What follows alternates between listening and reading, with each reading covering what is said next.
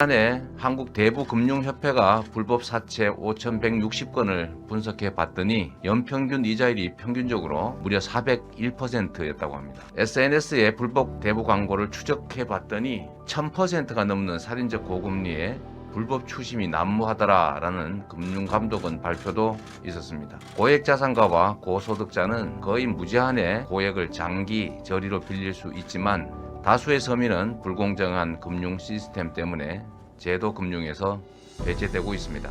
특히 청년들의 금융 문턱은 더욱 높습니다. 금융거래 실적도 없고 자산도 없고 소득도 불확실한 청년기의 이러한 특성이 금융시장에서 불리하게 작동하기 때문입니다. 금융은 수익성을 추구하면서도 한편으로 최소한의 공공성을 외면하지 말아야 합니다. 금융 소외계층의 최후 보루는 고리대부업체나 악덕 사채업자가 아니라 국가여야 합니다. 저 이재명이 금융시장을 공정하게 바꾸고 전 국민의 금융기본권을 보장해서 경제를 활성화하고 금융 양극화를 완화하겠습니다.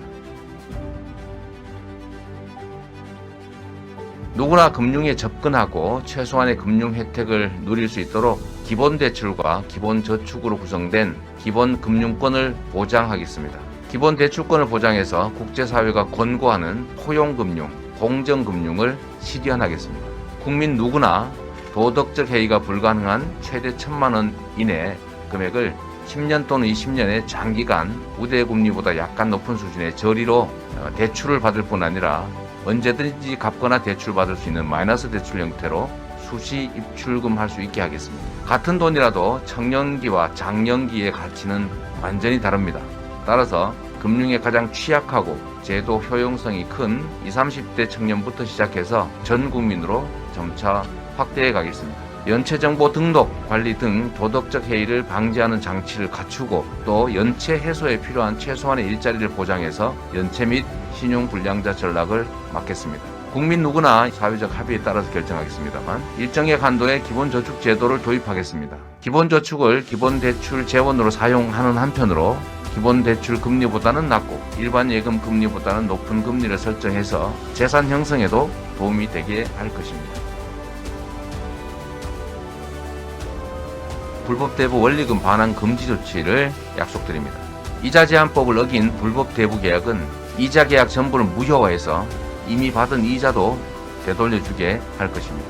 나아가서 이자율이 허용 이자율의 3배 이상인 이 폭리일 경우에는 원금조차 돌려받지 못하게 하겠습니다. 불법 대부 처벌을 강화하겠습니다. 금융약자의 고효를 짜내는 악성 범죄의 처벌을 강화해서 불법 사채나 불법 대부는 꿈도 꾸지 못하도록 발도 붙이지 못하도록 하겠습니다. 10%씩 경제 성장하던 시대에도 허용 최고 금리는 보통 25%였습니다.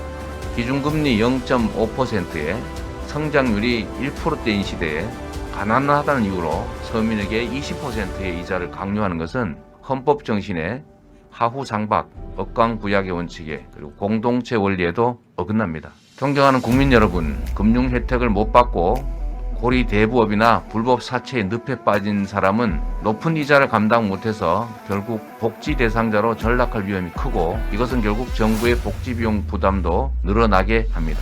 복지적 금융으로 사전에 희생기회를 제공해서 복지 대상 전락을 막는 것이 개인을 위해서나 국가의 재정 부담 감소를 위해서나 반드시 필요한 일입니다.